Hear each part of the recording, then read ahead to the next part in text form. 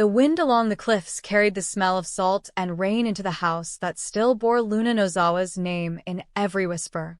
The tragedy that had shattered two families, the Forrestos and the Spencers, had not quieted. It had only changed shape. The accident had been ruled an unavoidable collision on a dark coastal road, but what lingered was the weight of secrets, guilt that refused to fade, love that refused to die, and a confession that now threatened to rewrite everything. Inside the cliff house, Dylan lay in a hospital bed brought in after the crash, her face pale under the thin light filtering through the curtains. The machines beside her hummed with a steady rhythm, a mechanical replacement for calm. When Steffi Forrester Finnegan entered the room with her husband Finn, both carried the tension of people who had lived too long under the same roof as ghosts. Finn's hands were clenched in his coat pockets. Steffi's eyes were cautious, assessing, as if she expected a new wound to open. Dylan's voice broke the silence. "I was the one who hit her," she said. The words fell heavy, too quiet at first, and then they began to echo.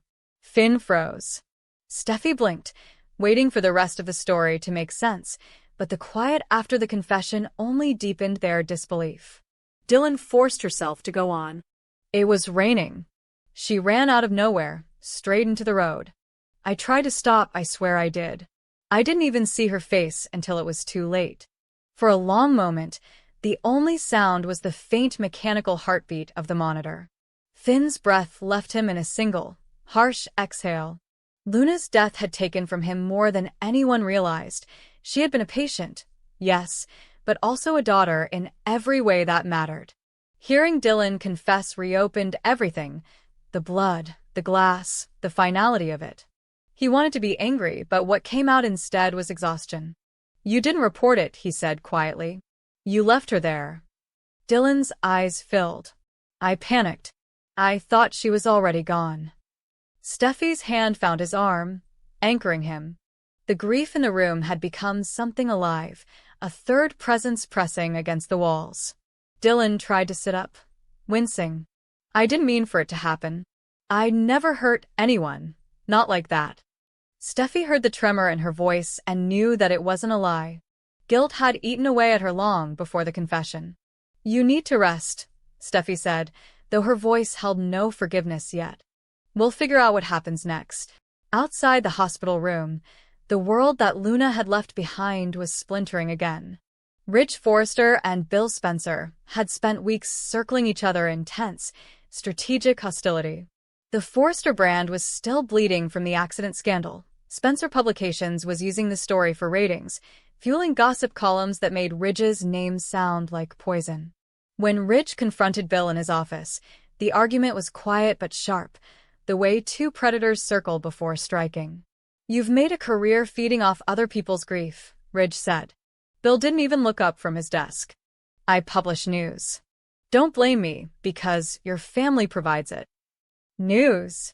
Ridge shot back. "You've turned a woman's death into your headline of the month." Bill finally looked at him, eyes cold. "Luna Nozawa was connected to my son. That makes it my family story as much as yours." "Your family," Ridge said softly, "can't tell the difference between love and damage." They stood in silence for a moment before Ridge left, the door closing behind him like a gunshot. What neither man admitted was that they were mourning the same thing: control. The accident had reminded them that no dynasty, Forrester, Spencer, or any other, was immune to chaos. Back at the Cliff House, Steffi and Finn tried to navigate their own version of that truth. Finn sat beside Dylan's bed as the confession sank deeper into him, reshaping everything he thought he knew. Luna's loss had already fractured his faith in the world's fairness. Now it demanded something harder: forgiveness. "I lost my daughter that night," he said quietly. "And now I'm supposed to believe it was just a mistake." Dylan's eyes found his. "I don't expect you to believe anything," she said. "But I can't live with it locked inside anymore." When the storm finally broke that night, Steffi watched it from the window, remembering another storm years earlier, another loss that had almost broken her. She understood Dylan's confession for what it was, a plea for peace, but she also knew peace rarely came without cost. Downstairs, Ridge and Brooke had arrived, drawn by the news. The four of them sat in uneasy quiet until Ridge spoke. "We can't undo what happened. We can only decide what kind of people we are after it." His eyes lingered on Finn, whose silence said more than words. Brooke tried to change the subject, to pull them back from despair. "Tomorrow," she said softly, "let's remember why we still fight for this family."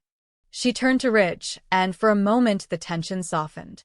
They began to talk about old times, weddings, reunions, those rare seasons when everything had felt unbreakable. Their laughter was tentative, like something rediscovered, fragile but real. They needed to remember that the world had once been kind. In Los Angeles, however, peace never lasted long. Elsewhere that same evening, Katie Logan faced a battle of her own. Bill's latest offer, to bring her back to Spencer Publications as his partner in both business and, perhaps, something more, had thrown her into turmoil. Brooke, ever protective, warned her that accepting would only reopen wounds. "He doesn't want a partner," Brooke told her. "He wants a symbol. He wants to prove to everyone that he still has what he lost." Katie bristled. "You think I don't know who Bill is?" "You know him better than anyone," Brooke replied gently. "That's why you should stay away." Katie looked out the window of her apartment later that night, her phone heavy in her hand, Bill's number glowing on the screen. She didn't call him back. Instead, she poured a drink and whispered to herself, "I'm tired of being everyone's second chance." The words hung in the air, equal parts defiance and heartbreak. The next morning, the storm had passed, but the city felt washed raw. At Forrester, the offices buzzed again, though quieter now, as though everyone feared what the next revelation might bring.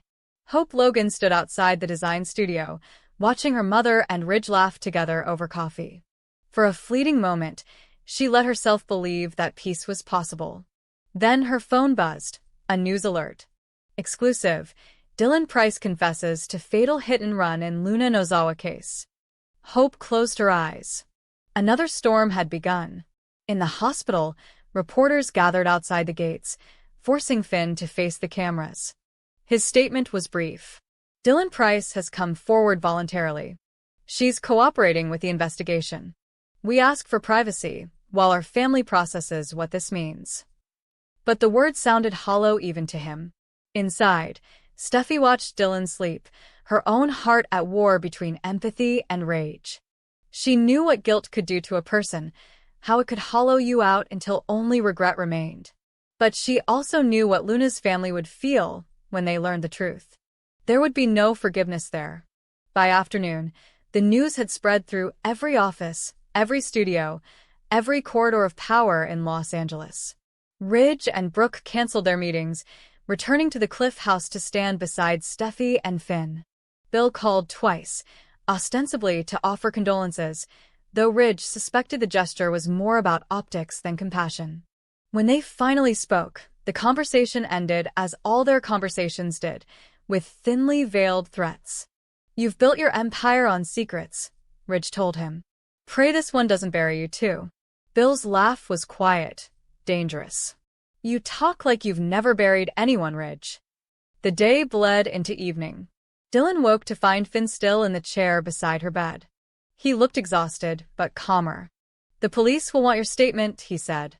"I'll stay until they're done." She nodded, tears brimming again. "Why?" she asked. "After everything, why are you still here?" He hesitated. "Because Luna would have wanted someone to be."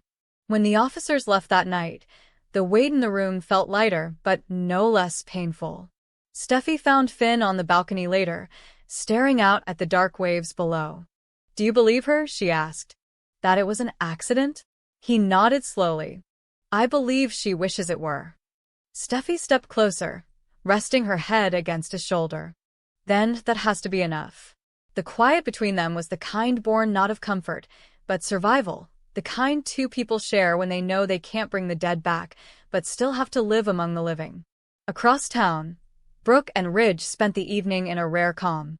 The conversation drifted from the chaos of the day to memories that felt almost mythic now, their first runway show together, The nights when Forrester Creations had been just a dream and love had been enough to sustain them.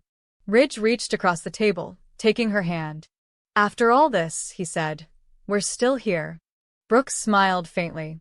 "We always find our way back, don't we? Until the next storm," he said. "There's always another storm." And he was right. Outside, in the deep quiet of the city's sleeping hills, new lines were already being drawn. Katie's refusal of Bill's offer had left him simmering, his pride injured more than his heart. Brooks' interference had reopened old resentments between the sisters.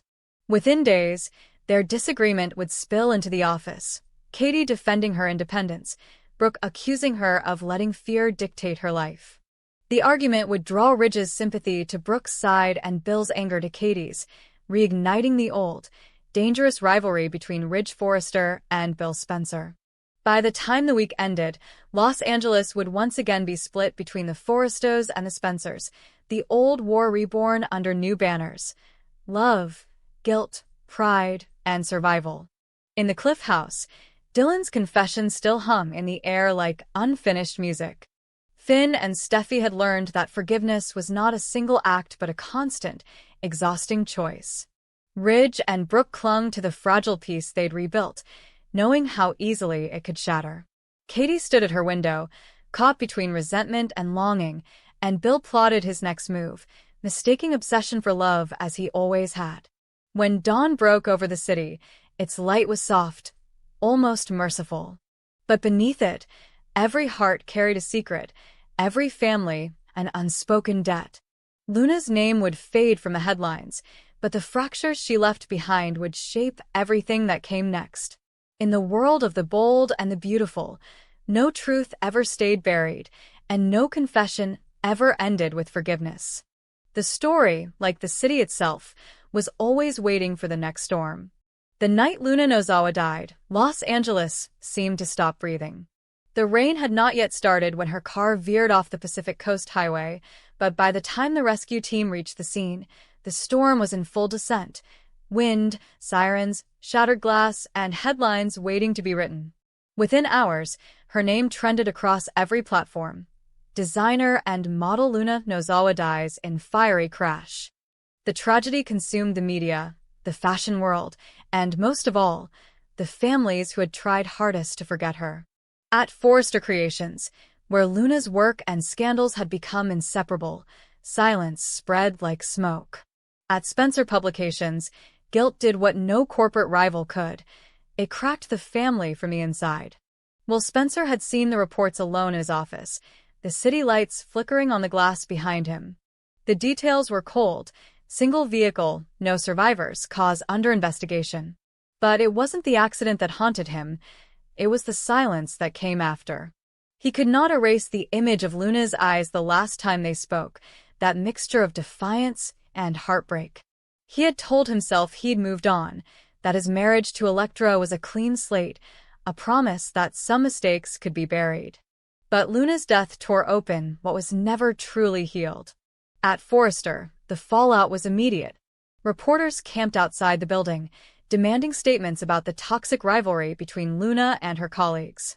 Hope Logan faced the cameras with that controlled calm that had become her armor, denying rumors that Luna's firing had triggered her breakdown. But behind the polished facade, she was terrified. The company's image, already fragile after recent controversies, was unraveling.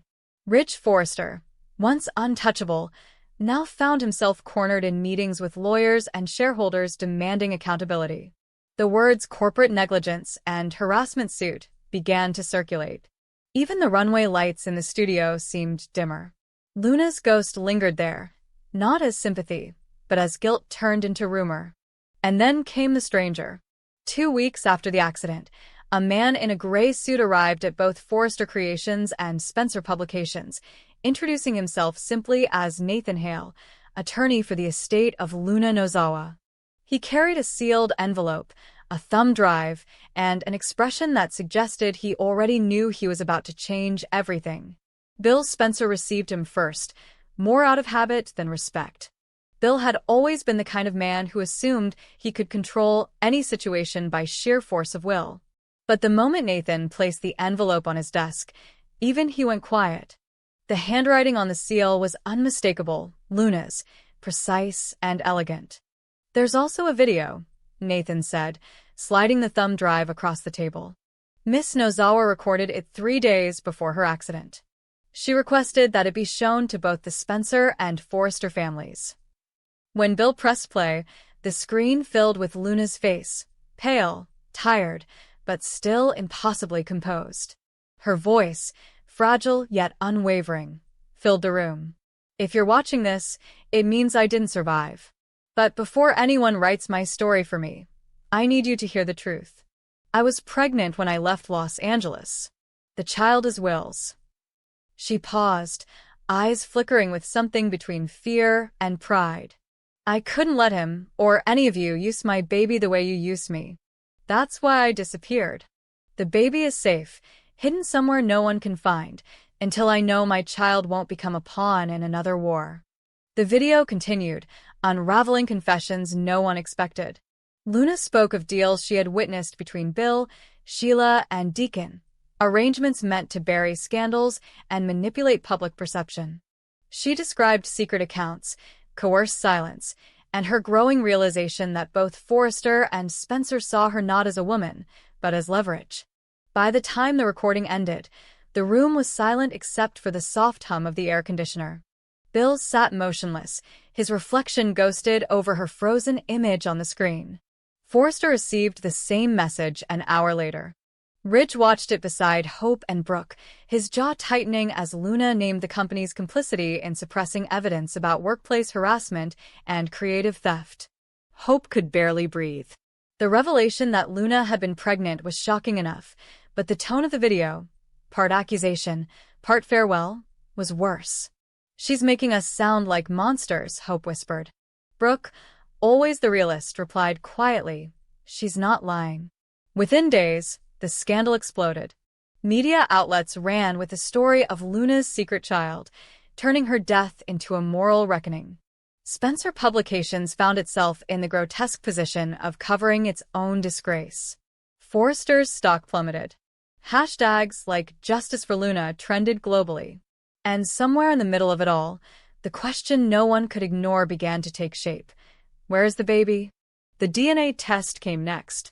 Nathan Hale returned with sealed results, confirmed by 2 independent laboratories. The father was indeed William Spencer.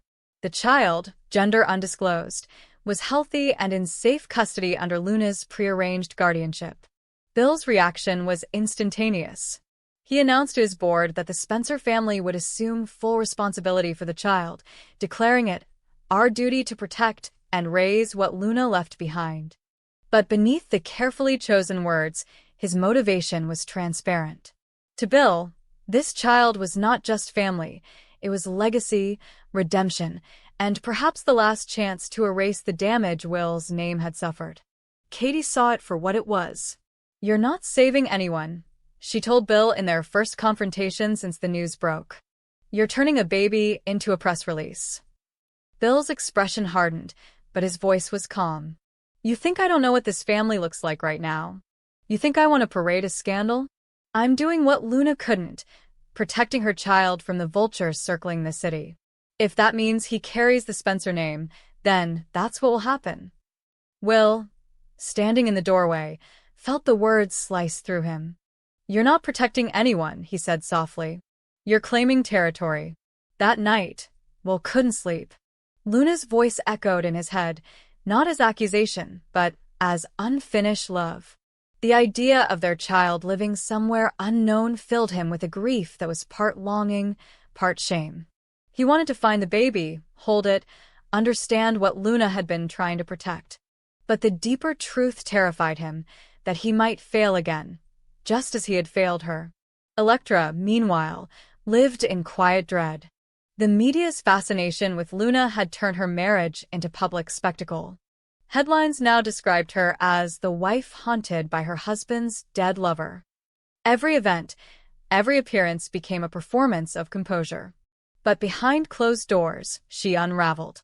The thought of Luna's child, a living, breathing link between Will and the woman he could never forget, was unbearable. "It'll never end," she whispered one night. She'll always be here. Will didn't deny it. He couldn't. At Forrester, the crisis metastasized. Hope's department faced boycotts. Activists accused the brand of exploiting women like Luna for profit. Ridge's public statements failed to quell the outrage. Privately, he worried not just about business, but about the Spencer reaction. If Bill went to war over custody and image, Forrester would be dragged into every headline. This isn't just about a baby, Ridge said grimly. It's about control of the story. Whoever controls that controls the city. Katie, driven by both guilt and maternal instinct, made her own decision.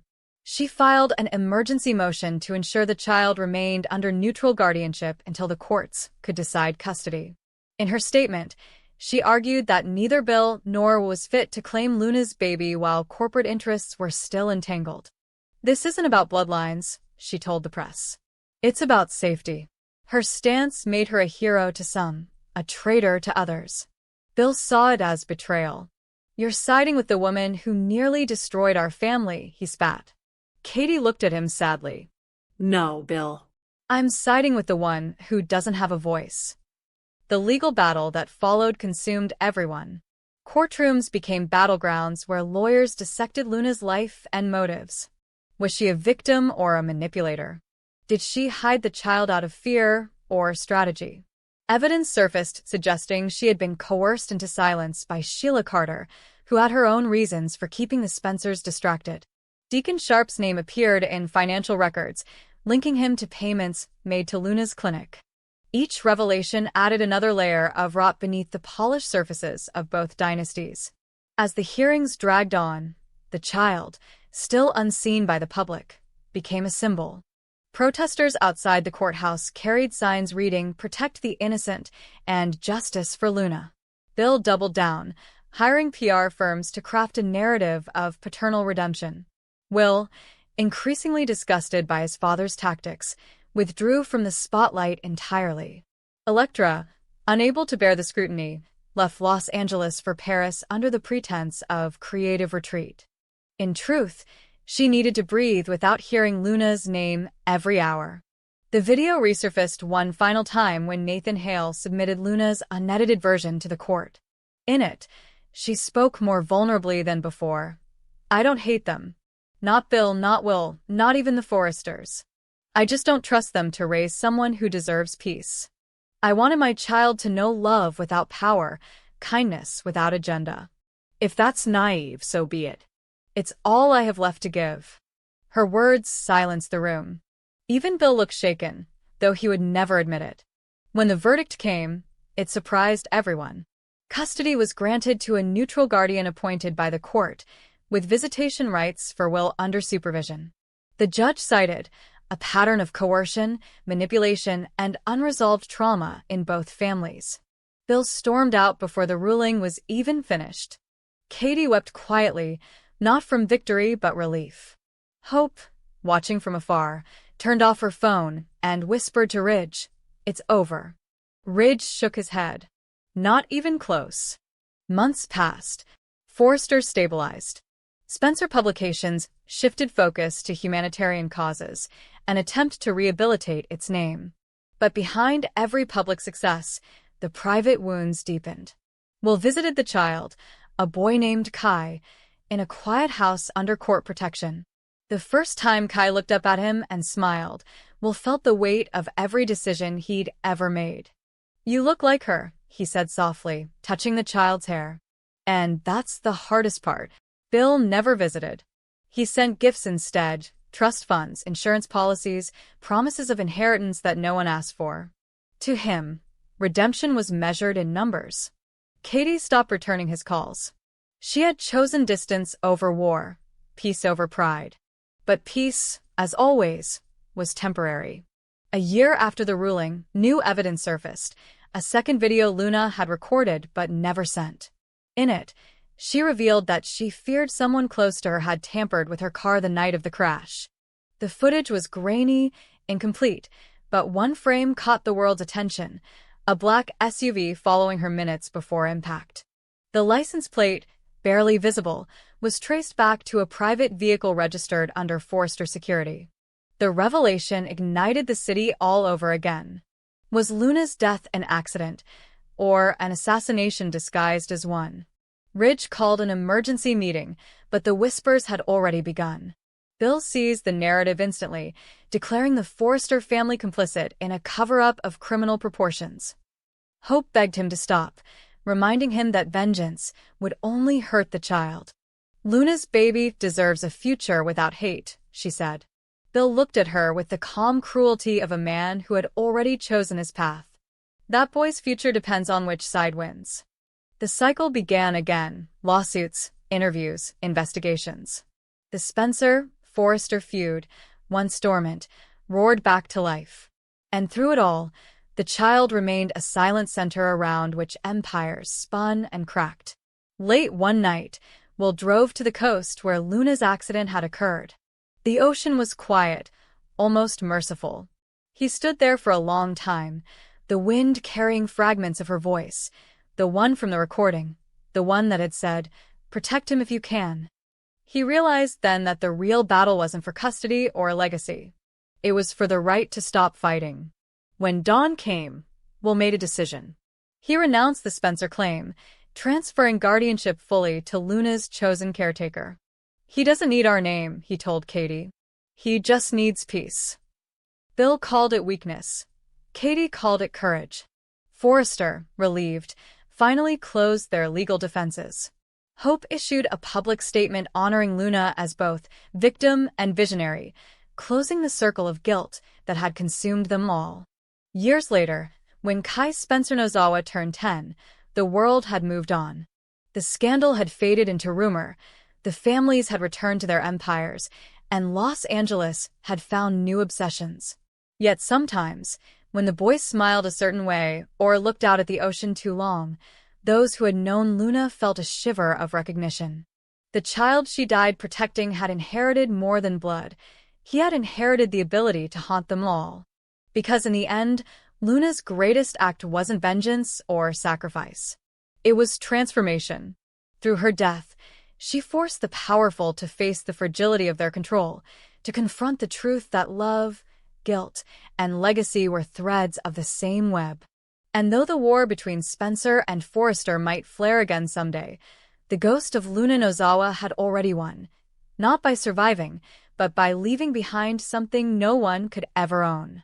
In Los Angeles, where beauty and betrayal were two sides of the same mirror, that was the closest thing to immortality anyone ever achieved.